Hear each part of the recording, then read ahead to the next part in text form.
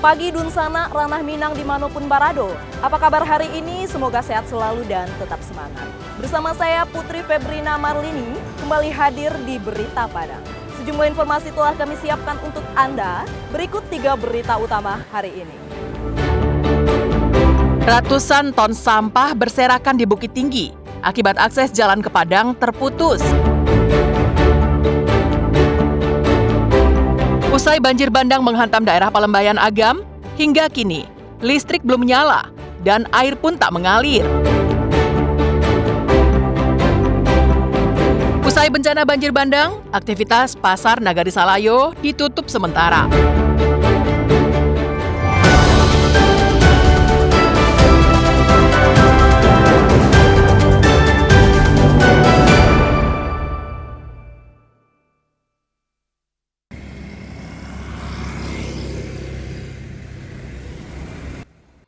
Ratusan ton sampah menumpuk di Bukit Tinggi.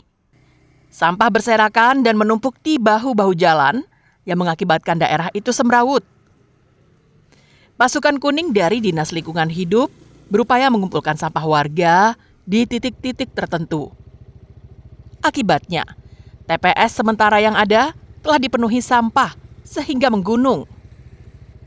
Menumpuknya sampah di kota wisata andalan Sumatera Barat ini berawal sejak putusnya jalan di daerah Lembah Anai akibat banjir bandang yang terjadi sepekan lalu.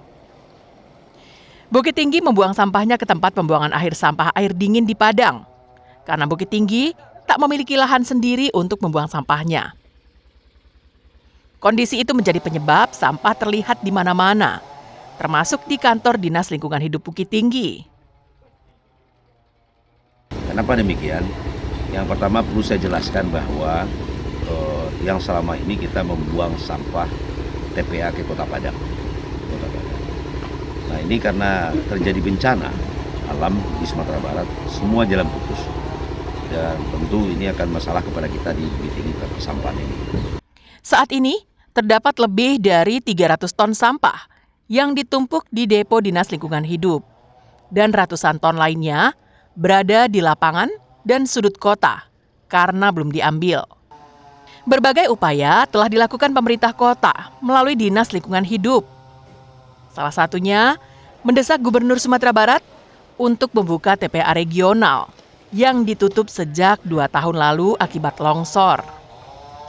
Desakan itu berbuah manis. Gubernur mengizinkannya dan pengelola TPA sampah regional di Payakumbuh hanya menunggu surat dari kementerian. Saya sudah bikin surat kepada Gubernur.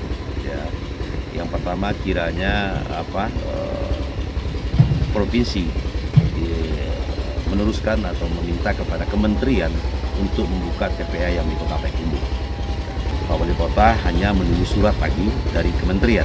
Nah, sinyal dari kementerian sudah ada ya bahwa untuk saat bencana ini sepertinya akan diizinkan. Kondisi ini memaksa warga Bukit Tinggi bersabar menunggu pemerintah Kota Payakumbuh mengizinkan sampahnya dibuang ke TPA regional itu. Pasalnya, pemerintah Bukit Tinggi tak punya lahan lain selain membuang sampahnya ke daerah lain. Dina Amrina melaporkan dari Bukit Tinggi.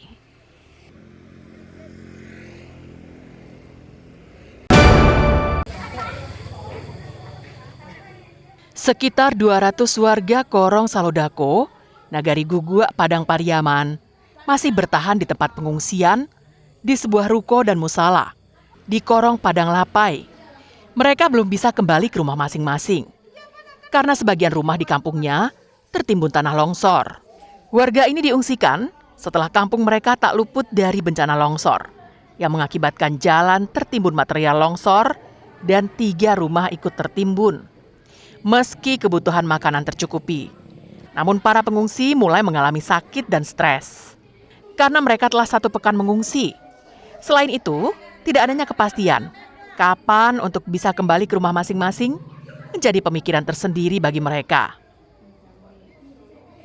Kalau tempat di pengungsian ini ya terasa stres lah Pak gitu kan. Masalahnya kita kan nggak di rumah gitu kan. Di sini mah ada yang lagi sakit gitu kan. Kalau soal makanan ada Pak gitu kan. Pengen pulang ke rumah Bu? ya pengen lah Pak gitu kan. Ada was-wasnya Bang, soalnya nanti kan kalau hujan gitu kan bisa kena longsor lagi kampungnya gitu. Nyaman di sini, cuman kan masih kepikiran rumah gitu, soalnya udah lama ditinggalin gitu. Kangen suasana rumah. Nyaman di sini, cuman kan masih kepikiran rumah gitu, soalnya udah lama ditinggalin gitu. Kangen suasana rumah. Pemerintah Padang Pariaman berjanji akan memberikan perlindungan dan jaminan kesehatan terhadap warganya yang berada di pengungsian. Kita berikan pencerahan atau trauma healing terhadap anak-anak kita itu. Kalau jaminan kesehatannya gimana Pak? Program jaminan kesehatan ya, posko kesehatan jalan terus ya, dan berobat di tempat pengungsian ini gratis, tidak dipungut bayaran ya. Warga berharap kepada pemerintah Padang Pariaman segera membuka jalan, menghidupkan kembali arus listrik agar mereka bisa kembali ke rumah masing-masing. Eki Rafki melaporkan dari Padang Pariaman.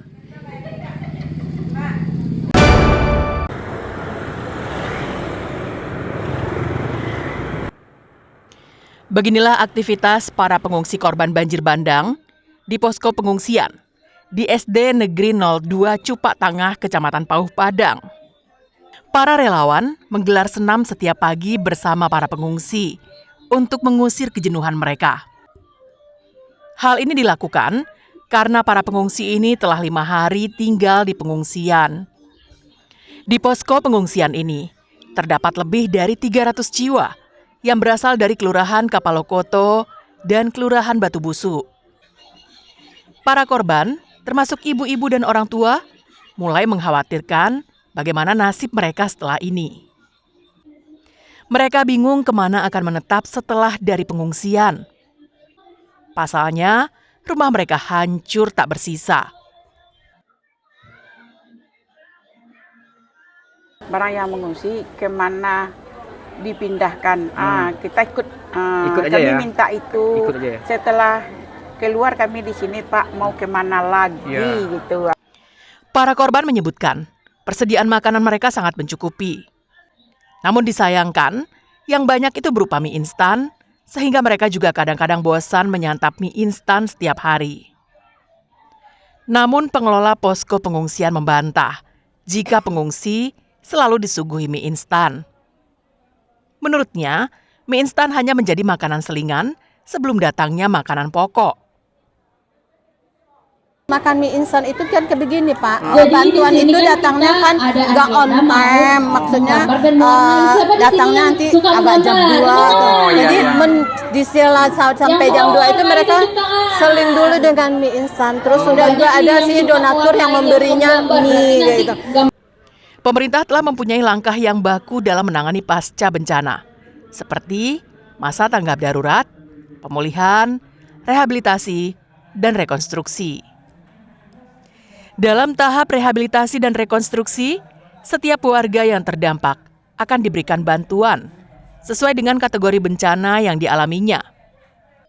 Jika rumah korban bencana hanya mengalami rusak ringan, pemerintah akan memberi uang tunai untuk memperbaikinya.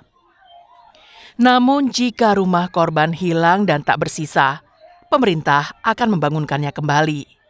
Dalam beberapa kasus, jika perkampungan korban masuk dalam daerah rawan bencana, maka pemerintah membangun hunian tetap di daerah yang lain. Alfi melaporkan dari Padang.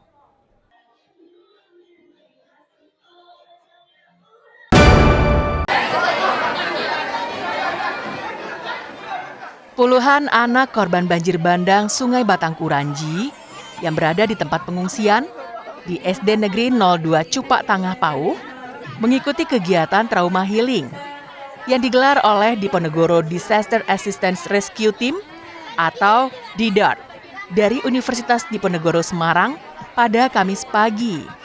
Mereka diberi kertas bergambar dan pensil warna untuk mewarnai. Anak-anak terlihat senang dan serius mewarnai kertas bergambar itu. Bahkan, orang tua mereka juga ikut menemani anaknya. Selain menggambar, ada juga beberapa permainan yang disediakan oleh relawan untuk anak-anak tersebut. Menurut orang tua, kegiatan ini sangat bermanfaat untuk mengusir kejenuhan dan menghilangkan trauma akibat banjir bandang yang memporak-porandakan rumah mereka. Mengungsi di SD 02. Di sini? Iya. Udah berapa hari? Dari hari Kamis. Kamis. Sekeluarga? Iya. Berapa orang? Keluarga berempat. Nah, anak satu lagi mana? Kegiatan ini bermanfaat nggak kira-kira? Bermanfaat sekali. Manfaatnya seperti apa? Karena anak-anak bisa ceria. Anak ini kan kebanyakan yang banyak yang trauma apa Pak. Kalau ada kegiatan kayak gini kan udah hilang traumanya anak-anak. Kalau sebagian anak sini kan anak tuna. Kalau kemarin kan dibawa ke rumah. Nah, jadi kalau nampak air itu Pak takut ya. Jadi sekarang nggak dibawa lagi Pak. Takut dia sekarang Pak. Tapi ketika main-main dia senang ya? Senang. Menurut pihak Universitas Diponegoro, mereka datang ke lokasi bencana di Padang dengan jumlah 10 orang yang terdiri dari dokter, psikolog, dan mahasiswa Undip.